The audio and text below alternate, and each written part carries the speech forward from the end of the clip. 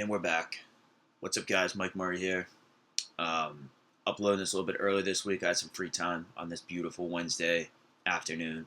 So we're going to do the Week 3 breakdown for NFL. Thank you for watching. As you guys know, I appreciate you guys checking out my content. Like the video, subscribe, leave a comment. Tell me the guys you're on this week. We already briefly went over some of the guys that I liked in the last video. I think I did that yesterday. And guys, I always my goal for making these videos is like the people who do watch them. I know right now there's not a ton of people watching. Hopefully that will expand as the season goes on. But guys, I don't want to overload you guys with like angles and plays and cover like every single potential play, and then when it hits, tell you that like, oh, we were on that guy. A lot of tout sites do that, and I don't really like that, man. That's most people are making less than like 3 teams. Like there's no way they're gonna cover all their bases. It's impossible even with 1,000 teams cover all your bases. But a lot of DFS information sites they list like 50 plays, like possible plays. So we're not trying to do that here. I mean, we're not selling picks. We have no interest in that. We're not. That's not what this is about. We're just trying to help people make better teams. I mean, guys, last week, not trying to toot my own horn, but I had the right roster construction. I don't want to say I had the same roster construction because that's not true. But for a while, the guy who was winning the millie most of the day, I had the same roster construction that he did. I had the same price. I just had the wrong individual plays, but I had the right price points for the plays that hit. And it's a little bit frustrating. I mean, last week was a weird week, man. That was a bizarre week. Hopefully this week's a better week for as far as NFL action, because it was just a bizarre, in my opinion, a bizarre slate. So hopefully the frames don't drop in this video. I think I kind of maybe figured out what the problem was. Hopefully I fixed that, because that's really getting on my nerves, and I really hope that is not something that I got to keep dealing with. You know what I mean? So without further ado, guys, I want to get... Another thing is, guys, I know some of these videos are a half hour long. My goal is I want to make these as short as possible, but I still do want to hit on all the information that I want to get to. So we're going to do the best we can. We're going to get right into the stuff, guys. I don't want to bore you anymore. So I'm not touching on the primetime games or the standalone games, so we're not talking about any of those. The first game of the slate is Cincinnati at Buffalo. Guys, here, there's nobody on Cincinnati that you're going to play with Buffalo. If Devin Singletary is not playing, I like Frank Gore against Cincinnati. I mean, Cincinnati got crushed by San Fran's rushing attack, and that's what we expect most. That's what we expected. I mean, Carson got saved week 1 because of the touchdowns and the passing game usage, but we expected Cincinnati to be a terrible rush defense. You can play Josh Allen and John Brown if you really want to, but I don't know, guys. Another thing to keep in mind is Buffalo has New England next week, so this could be a spot where they just want to get in and get out. I mean, I don't think so. I don't think they're that smart of an organization, so I don't think they're like, maybe they are. I mean, I don't know. But I kind of like Frank Gore here the most. I mean, like I said, it's Frank Gore. Nothing, not very exciting. Not very exciting. Not going to be pumped up to put a lot of money behind a lineup with Frank Gore on it. But that's where we're at, man. That's where we're at. A lot of injuries this week. Miami at Dallas. Okay, guys. We talked about this a little bit in the last video. There's 2 major underdogs this week. Miami and Jets. Both of them on the road. Both of them going to what look like really strong teams. Now, guys, I want to point something out here. Between the 2 teams, okay, the team that looks the most lifeless is the Jets. They just look lifeless. Okay, I do not see them being able to go into New England and even putting up a remote fight. I think New England trounces them this week. I just don't see how they do it. They got turmoil going on in there. They got a lot of bad energy. The thing about Miami, man, is they traded Mika Fitzpatrick. Mika Fitzpatrick was getting burned week 1. He was getting burned bad all game. Okay, maybe he was like bad energy or something. I don't know, guys. I'm just trying to look for reasons to back Miami here, because Josh Rosen came in. A lot of people didn't see this. I didn't even see this because I wasn't watching the whole game. He had 2 long drop touchdown passes right in the guy's hands that just were dropped. Guys, I always tell you, when you play unproven and bad players, you usually want to play them at home. I'm going to get to another guy in the video who, we've already talked about this in the week 1 breakdown if you guys missed it, but we're going to hit on this point again. If you play bad players on the road or unproven players or rookies, you generally want to play them inside of a dome. It's weird, okay? It's a quirky little thing I've noticed in my daily fantasy career. And if no matter who starts for Miami, the last time Fitzpatrick played in a dome was at the game in New Orleans last year. I checked his game logs. He does tend to move the ball good inside domes. It's not anything major, but he does play pretty good inside domes. I think Rosen can move the ball against Dallas. Both 4,500. Eli had 300 passing yards against Dallas. Case Keenum had like 250, I think, around there. I kind of like this game to go over. And on the Miami side, for a specific, so I like one of the 2 quarterbacks maybe. If you play one of those 2, you obviously got to run it back with some Dallas people, obviously, okay? Because Dallas is going to score in Miami. If Miami can score in Dallas, this game's going to go over the total. So, like one of the quarterbacks, I pair him with Preston Williams. I just don't trust anybody else. You can't play Devontae Parker. He's a loser. I have no interest in playing that guy. I shouldn't say that. I don't like name calling people. I'm almost 30 years old. I shouldn't be doing that. So I apologize, Devontae. Sorry, buddy. Can't be doing that. But on the Dallas side, I like the passing game more than I like Ezekiel Elliott. Ezekiel Elliott, like I said in the last video, has only had 3 catches this entire season so far. I know he's not gotten his featured back role totally back yet. He's 8,900, guys. Guys, if he's not catching passes, there ain't no way he's paying off that price tag. And that's a tantalizing price tag because if this was like week 10 and he was in his full workhorse role, it's way too cheap. But is he going to get that role this week? I don't know. We don't know. I like Amari Cooper here. I'm not that. We always want to play Dak and Amari against man-to-man defenses. Miami comes from the New England scheme to play a lot of man-to-man defense traditionally. So, love Amari this week. You can also play one of the other pass catchers. You could do like a double stack and then run it back with Preston Williams. You could do like Amari, Cobb at 4,600. I want people who run over the middle against the Dolphins. They can't defend the middle of the field. So Cobb is definitely in play. Devin Smith looked really good last week. So he's in play. Jason Witten, I told him in the last video, nah, I don't like playing tight ends under 1% owned, which he's at right now. That's just never in the winning Millie Maker lineup. Very rarely. So we try to avoid the minusculely owned tight ends. Those are not something a habit I want to get into. So I pair Amari with Dak and another one of the 2 receivers, and then I run it back possibly with Preston Williams. Or if you don't want to touch the Miami side, you can just go Dak with a double stack at the receiver position. If you really want to get crazy, you can throw Witten in there. Or you can go like Fitz or Rosen to Preston Williams, and then you can run it back with Amari and maybe another receiver on Dallas. But guys, the thing is when you play a quarterback who's 4,500, you can jam in another. There's a lot of good plays this week, man, at the receiver position that are spend-ups. A lot of them are low-owned pivots. And there's a certain guy that I'm going to get to later in the video, 2 guys that I really like, that roster construction allows me to get those guys in. And we're going to get to my 2 locks at running back this week. They're not Zeke, okay? Things could change. I could get on Zeke as the week goes on, but right now, I'm not on Zeke. I'm on the passing game here for Dallas. Okay, so moving along here. Denver at Green Bay. Going to make this real quick, guys. It's Martellus Valdez-Scantling. He's getting matched up against the right corner. I had his name pulled up. He's garbage on Denver. I like MVS, and I like the Green Bay defense here. Another thing, guys, you can play the Buffalo defense, too, if you really want to.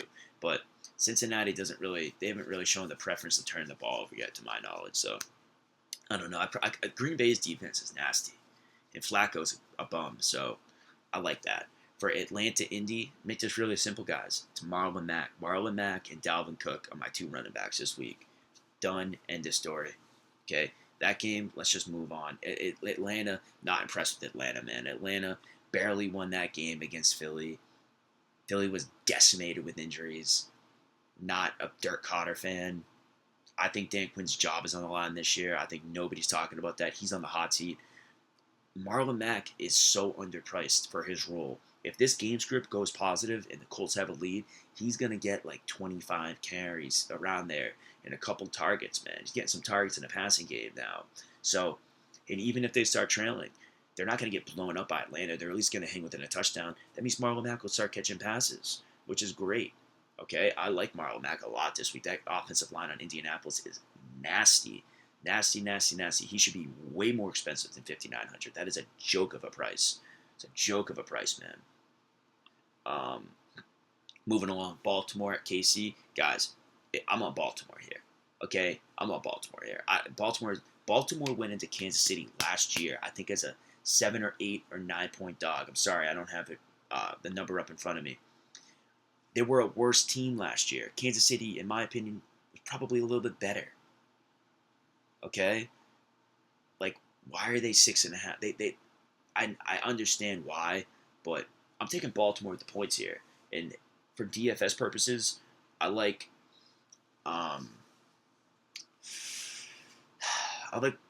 don't think I'm gonna pay $7,300 for Lamar. I just on the road at Arrowhead.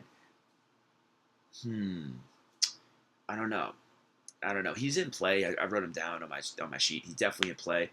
And Hollywood Brown is $5,900. It's getting pretty expensive. But guys, he's a monster target share on that team. And that's how you beat Kansas City on the perimeters and deep down the field, particularly on the right side of the field against what's that guy's name? 35. I can't remember his name. What's his name? What's Kansas City? I can't remember his name. I apologize, guys, but I can't remember the guy's name in Kansas City that I like to attack. So he's in play, guys. Nobody's going to stop you from playing Mark Andrews back-to-back 27-plus point games. Nobody's going to stop you from playing. If you want to play Mark Andrews this week, go for it. It's a tight end on the road, going to catch a lot of short passes. Typically, those big explosive plays usually come more so at home than on the road. So that's what gives you some hesitation with playing Hollywood Brown. But he's going to be low owned, and it doesn't look like people believe in Hollywood yet. And I do. I think Hollywood's going to be a beast, and I wouldn't falter playing Lamar, pairing him with Andrews or Hollywood. Probably not both, one or the other. And hope Lamar maybe gets like a rushing touchdown. Okay, moving along here. Oakland at Minnesota. Dalvin Cook, man. Dalvin Cook can keep it moving. Dude, Kirk Cousins looks so bad. He looks so bad so far this year. I have a lot of digs and best balls, and just doesn't look good. Doesn't look good, man. Dalvin Cook's a beast. Dalvin Cook should be way more than 7,800. I mean, Dalvin Cook, I saw the ownership projections. He was like less than 15 or 12% owned so far in the early projections. I mean, that can't be right. Dalvin Cook's going to approach, if he's not approaching 30% owned this week, there's something wrong, man. I mean, he's going to crush Oakland. I know Oakland has gotten killed from a big game from running backs yet this year. Royce Freeman had a nice game. They just, we've already talked about it. Denver's not feeding him the ball. They should. He's the only way they're going to be competitive this year. Royce Freeman's a good player, by the way. And he was averaging like 5.1 yards a carry against Oakland. Kansas City doesn't really have a beast running back, so that doesn't really matter. Yeah, I like Dalvin Cook this week. I'm not playing anyone in the passing game. Sorry, guys. But, I mean, if you want to get cute, they were getting crushed by, Demarcus Robinson last week, and then they got crushed by Courtland Sutton the week before. It's back-to-back 100-yard receivers.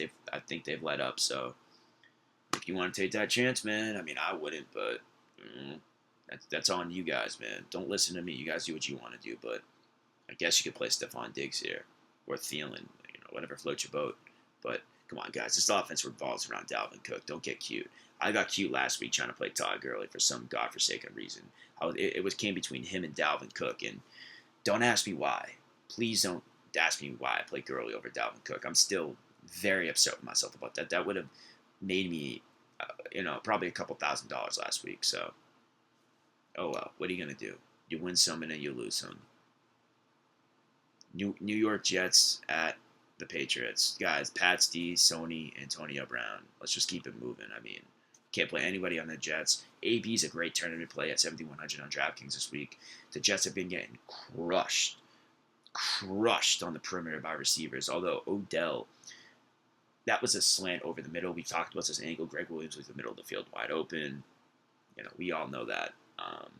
So AB is my favorite play here in the Pats defense. Sony Michel just doesn't. I saw a stat online. He hasn't broken a tackle this year. That doesn't look good.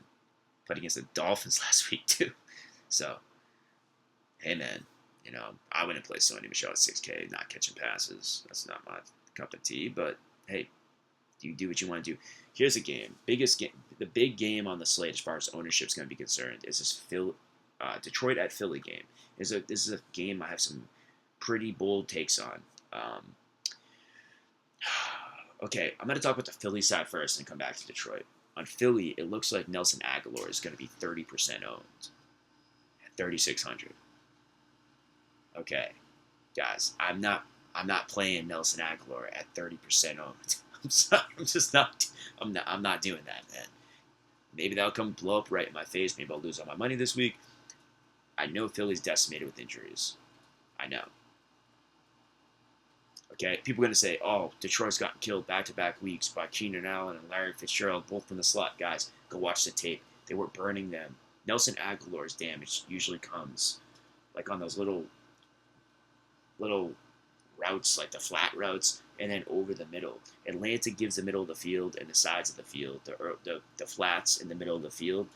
So that wasn't surprising. If I played the showdown slate, I was going to play Aguilar, not as my captain, but I was going to play him somewhere in my lineup. But I don't play showdown slates; it's just not my thing. Guys, Detroit, Keenan Allen is good. Like Keenan Allen and Nelson Aguilar are not the same quality of a player. No, Keenan Allen's doing all of his damage to the outsides. He was going this way, he wasn't really damaging Detroit over the middle, where Aguilar does his damage. Larry Fitz, most of his production came on 2 bombs from Kyler Murray to the deep to the outside. I know Wentz throws the ball down the field, but I don't know, guys. I'm not paying that. I'm not playing him at 30% owned. That's just not. I don't want to do that. Sorry. Just what I like here, man. Guys, Detroit's a feisty team. Detroit should be 2-0 right now. I don't know why people just think Detroit's going to get steamrolled here. I don't agree with that, man. Detroit, Michael Lombardi, who I really respect his opinion, he's a guy who it doesn't seem like it seems like from his time in New England, him and Matt Patricia kind of don't like each other. That's my gathering of things I've read. And he was crapping on the Lions preseason. And I'm going to tell you, man, he was really quick to jump off that boat and say, hey, they're not a bad team. And they're not a bad team.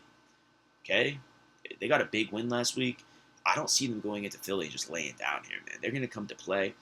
My angle for this game is I'd like Stafford to Galladay at 5% owned right now. I think that's Philly can't defend anybody on the perimeter. Galladay's the alpha on that team. Galladay's a great play this week, but guys, I could also see this game being a super boring, ugly game. I really could see this being just a 10-3 game at halftime. I could see that, man. I could see that. So this is a game, guys, that I'm not playing Aguilar as of right now. Maybe that will change, but this could ease. Philly's banged up. They didn't look that good on Sunday night. Detroit's got a ferocious defensive line. This could be an ugly game. This could definitely be an ugly game that you don't want any part of. And very shocked to see Zach Ertz is on 1% owned at 5,700. I don't think that's going to be that way at the end of the week. I think he's going to get hyped up. But, guys, we'll have to wait and see because right now the only player I like in this game is Kenny Galladay. Carolina at Arizona. Guys, this is the interesting game if Cam doesn't play because these are the teams that I think play at the fastest pace in the league, it seems like. Well, I read a stat that I don't want to pull it up, but it basically said it referenced that these are the teams that run. It's something like they have the shortest time in between plays they run.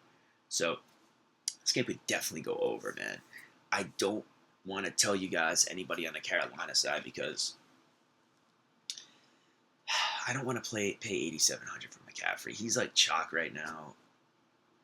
I I could get there at the end of the week if I do some more research, but maybe I do because on the Carolina side, guys, I'm very unclear with who I like. 5,900 for DJ Moore is just that's tough to pay, man. It's a tough price to pay, man. Tough price to pay. I'm not playing Curtis Samuel. Sorry, guys. You could play Kyle Allen here. He's a great streamer this week if you think this game shoots out, because I think this game could very well.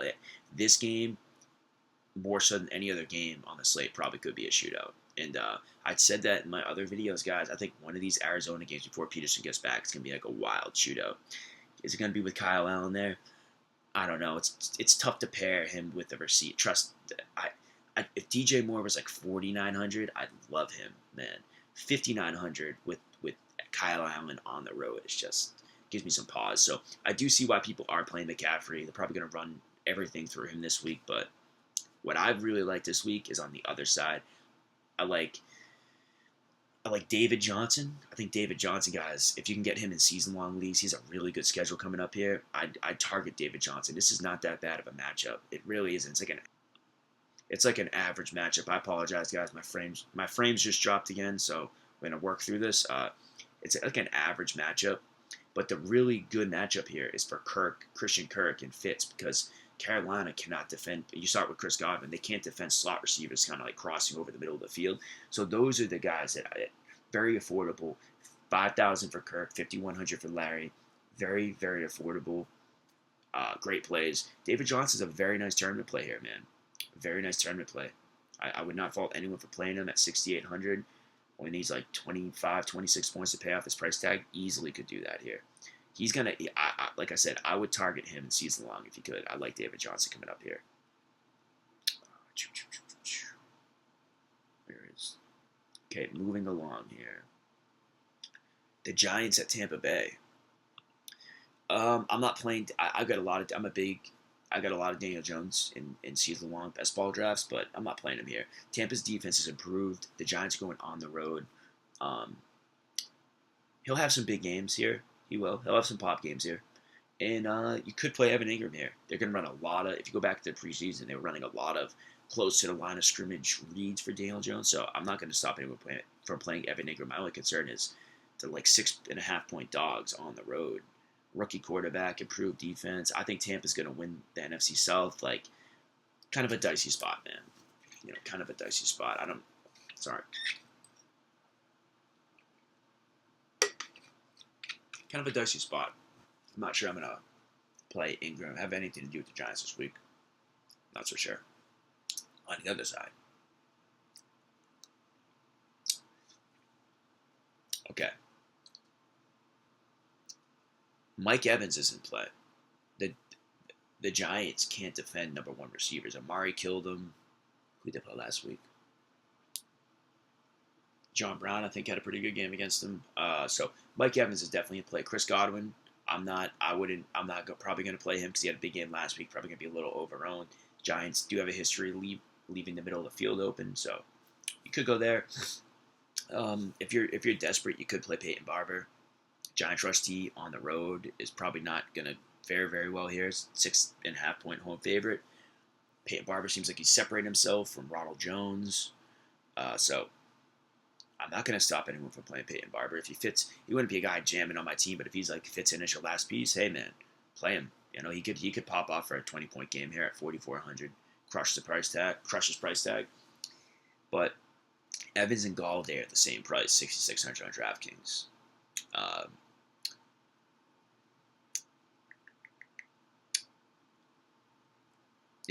Guys, you always usually want to have the guy at home versus on the road, but Philly's just so bad against outside receivers. Galladay looked really good again in a tough matchup last week, so I don't know. It's a tough angle here. You could play Jameis. I mean, I'm not giving up on Jameis. I'm just kind of surprised that he's 7-8% owned on the early projections on Roto Grinders. I thought people according to my Twitter feed, everybody gave up on Jameis after a brutal Week 1 game against a tough defense. Everybody gave up on Jameis, said his career's over and all this crazy stuff. And I was just tweeting at people. I was like, guys, do you realize San Francisco's defense is really good, right? yeah, we're starting to see that. San Francisco is for real. They're a good team, man. I wish they had a workhorse running back because that guy would be like a top 5 PPR beast, but they don't. So let's move it along here. So that game, guys, we're on the Tampa Bay side. You can't play Evan Ingram if you really want to get crazy, but you know, not even crazy if you really want to get kind of cute. But I would prefer to back anything tied to a rookie quarterback in this type of situation at home, not outdoors on the road. That's gonna be tough. Houston at LAC. Okay, nobody on the Houston side. I'm not interested in anybody on the Houston side. Although, surprisingly, guys, the Chargers have led up back-to-back 25-plus point games in a PPR formats to receivers back-to-back weeks. Pretty interesting. T.Y. Hilton had a big game against them, and then Galladay had a big game against them. Both number 1 receivers, so a little under the radar play here is DeAndre Hopkins. I didn't write him down, but I just thought of that. And hey, nobody's going to play him. You know, you could go for that. No, it's going to be low owned. And on the other side, everyone's going to Keenan Allen this week. And big target share. Big target share. But guys, for Houston, I want to burn Houston over the top. I really want to target Bradley Roby on the left, on the right corner on the Houston Texans, who cannot defend vertical routes over the top.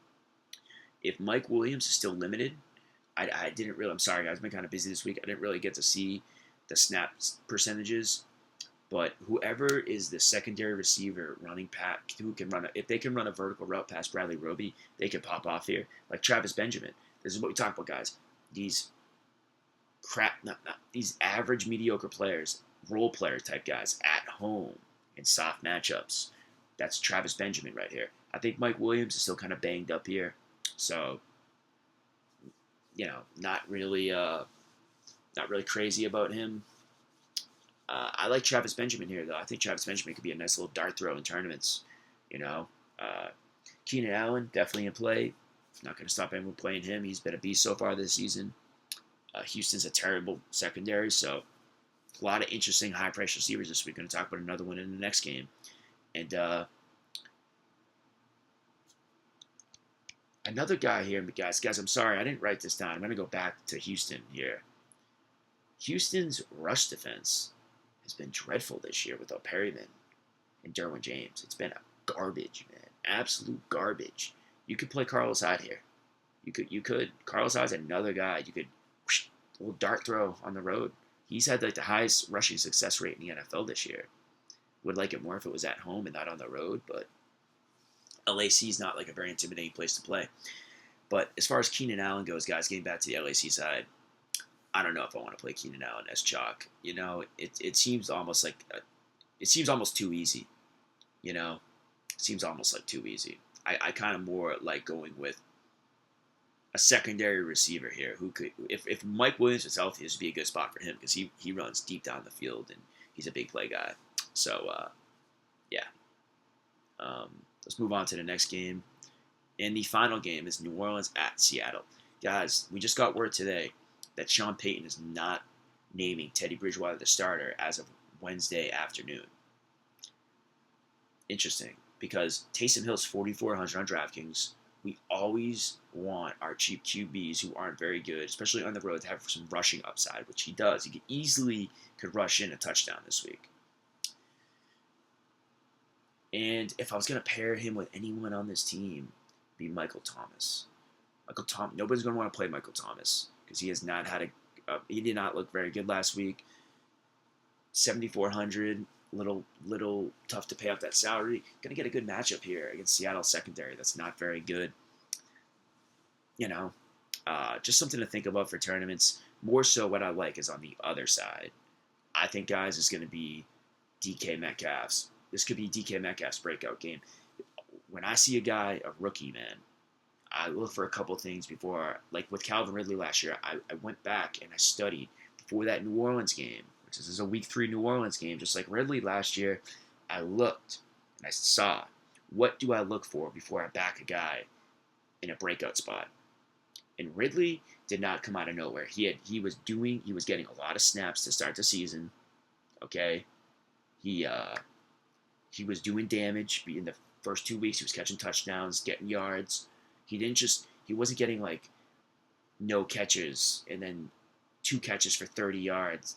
He was having some productive games before in the first 2 games. I don't remember his exact stat lines. I think he had like 60 and a touchdown one of the games and had a high snap percentage, which Metcalf has a very high snap percentage. He's on the field, recovered, looks like, from that knee scope, caught a touchdown last week. Now he's at home.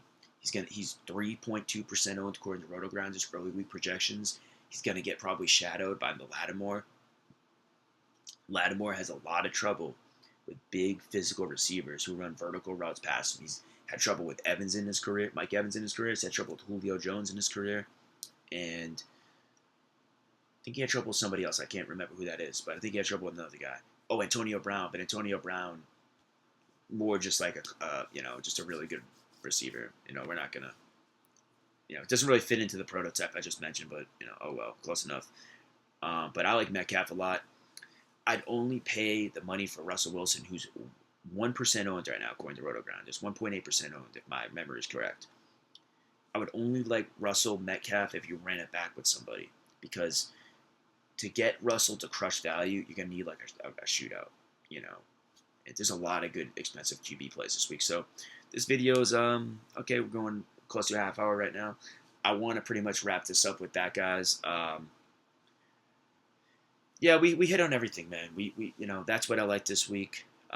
Like I said, I always go back and I update on Saturday in the comment section of this video, and I tell you my final thoughts, anything that changed, any new takes I'm on, any things I'm off from this video, because we're gonna get more information and things are gonna change.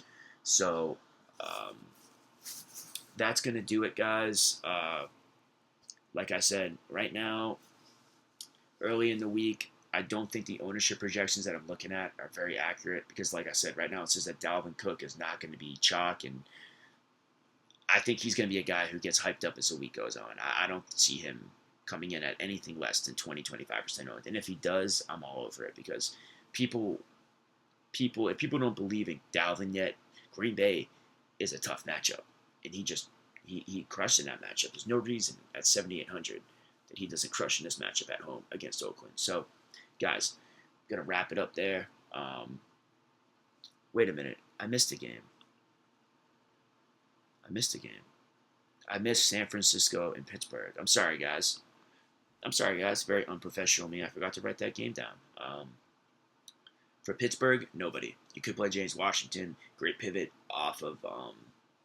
He's a good pivot off of Nelson Aguilar, but on the road, outdoors, against a ferocious defense, don't really like that. The guy I really like here is George Kittle. Love George Kittle this week. Kittle right now is going to go on all my teams. I love Kittle this week. Dropped the frames again. Apologize, guys. Just trying to work through this. Love Kittle this week. Him, Marlon Mack, and Cook are going on all my teams so far this week. So, guys, I'm sorry I missed that game. I'm going to wrap the video up here. Thank you for watching. Like the video, subscribe to the channel, leave a comment, tell me the plays you guys are on this week, because I like going back and forth with you guys and seeing what we agree and disagree on. So, thank you for watching. Have a good rest of your week, and talk to you guys again soon.